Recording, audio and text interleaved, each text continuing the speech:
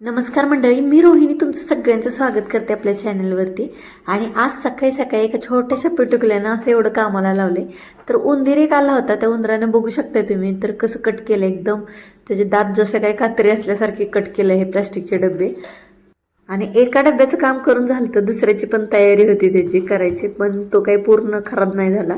पण एका डब्याचं झाकण मात्र पूर्ण खराब झाले. आता सकाळी सकाळी हे बघून जरा वाईट वाटलं होतं, पण म्हटलं आधी सकाळची कामं लवकर उरकून घ्यावीत म्हणून देवपूजा उरकून घेतली, स्वयंपाक उरकून घेतला, आयुषला स्कूलला पाठवलं आणि नंतर मी कामाला लागली. आता तुम्हाला प्रश्न पडला असेल की या उंदरामुळे मी एवढी का कामाला लागली. कारण कामच असं झालं होतं की जो किचनमधला एक्झॉस्ट फॅन आहे तर त्या फॅनमधनं ना उंदीर आत आला होता आणि त्यानं सगळं हे डबे वगैरे प्लास्टिकचे जे खराब केले होते. मग दुसऱ्या दिवशी आम्ही काय केलं की त्याच्यासाठी औषध बनवून ठेवलं होतं. आधी तर आम्हाला वाटलं की तो एकच दिवस येईल, पण तो दुसऱ्या दिवशी पण आला, तिसऱ्या दिवशी पण आला.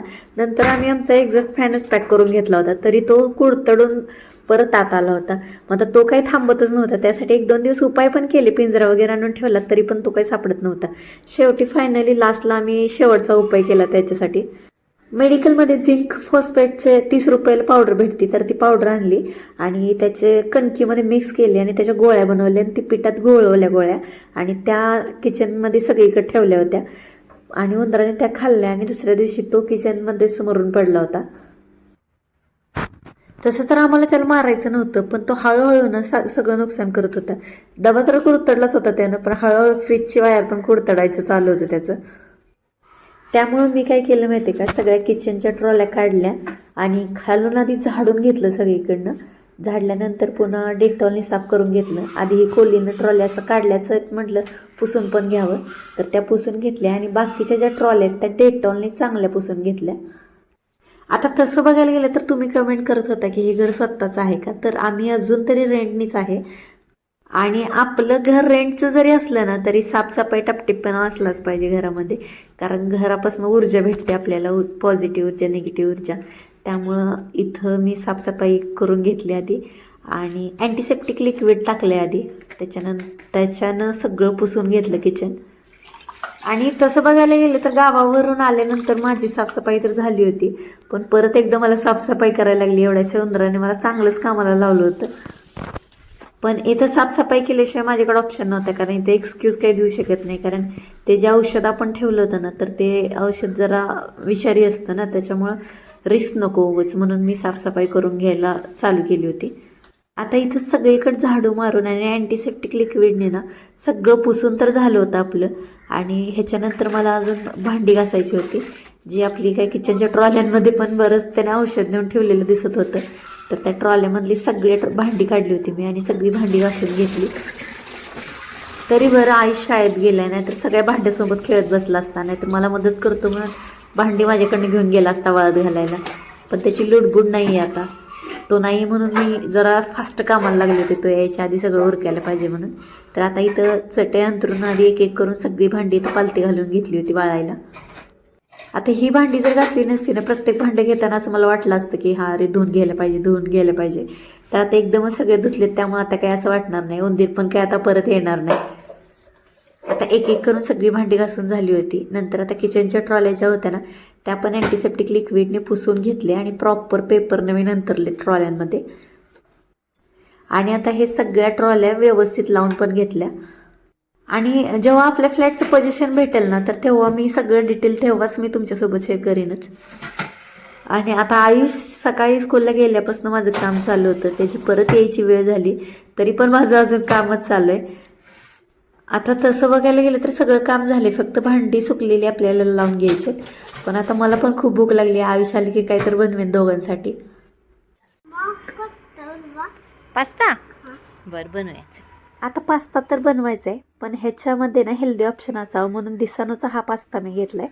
हा 100% रव्यापासून आहे, ह्याच्यामध्ये अजिबात मैदा नाही आणि कोलेस्ट्रॉल फ्री आहे, ट्रान्सफॅट फ्री आहे. आणि ह्याच्यामध्ये कसलेही आर्टिफिशियल कलर, फ्लेवर किंवा प्रिझर्वेटिव्ह नाही आहेत. त्यामुळे ते 100% नॅचरल आहे आणि 100% शाकाहारी आहे. त्यामुळे सगळेच खाऊ शकतात. त्यामुळे मी हा ऑप्शन निवडला होता की पास्ता बनवायचा आहे. तर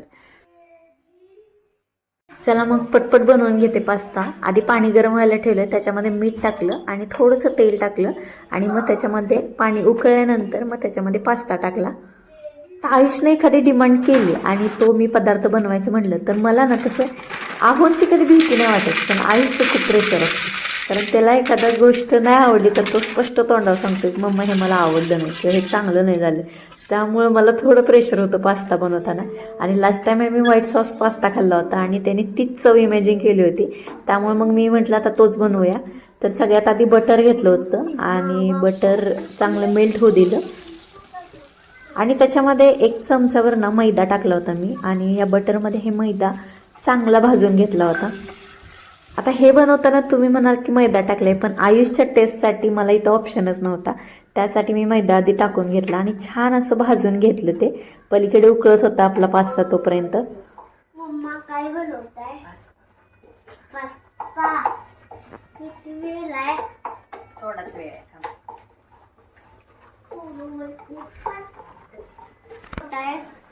मम्मा किती वेळ लागतो? आता मैदा चांगला भाजल्यानंतर ना त्याच्यामध्ये मी दूध गरम करून थंड केलेलं दूध ओतून घेतले आणि आयुष इथं कन्फर्म करायला आलता की नक्की मी पास्ताच बनवते का, म्हणून तो कन्फर्म करत होता आणि किती वेळ लागणार विचारत होता मला. आता हे छान शिजल्यानंतर ना त्याच्यामध्ये मी थोडं चीज टाकून घेतले. मग चीज आपल्यावर डिपेंड आहे किती आवडतं तुम्हाला त्याच्यावर टाकायचं. चीज टाकल्यानंतर थोडंसं हे पातळ होतं कारण चीज जरा मेल्ट होतं. आणि आता ह्याच्यामध्ये मी मिक्स हर्ब्स टाकून घेतले. हे पूर्णपणे ऑप्शनल आहे, जर असेल तर टाका, नसेल तर नाही टाकलं तरी काही प्रॉब्लेम नाही. त्याच्यानंतर आपल्याला चिली फ्लेक्स टाकायचे त्याच्यामध्ये. तर हे चिली फ्लेक्स पण टाकून घेतले. चिली फ्लेक्स चांगले मिक्स केल्यानंतर ना त्याच्यामध्ये ब्लॅक पेपर टाकायचं, म्हणजे आपले मिरे पूड असते ना तर ती टाकून घ्यायची. ती नक्की टाका, चांगले लागते टेस्ट ह्याच्यामध्ये.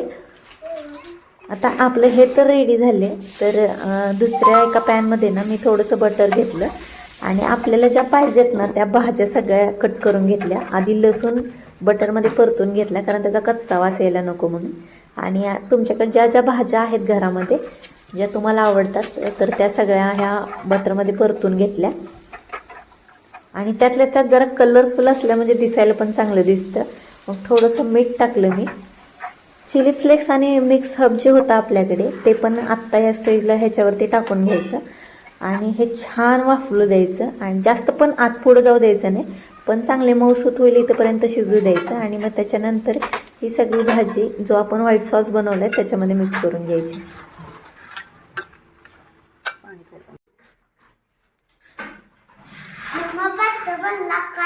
बनला 2च मिनिटं.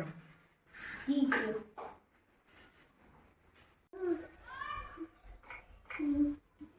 पत्ता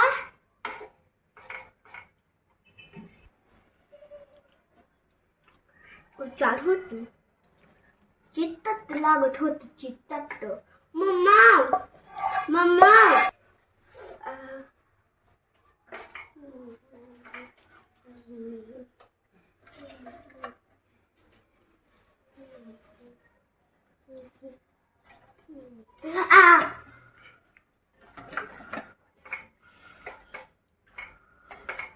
Mau, was छोटे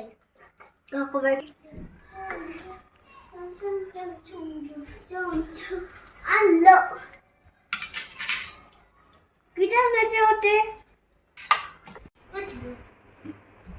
आयुष कसं झालं पास्ता? खूप छान झाले. आवडला तुला? आवडलं.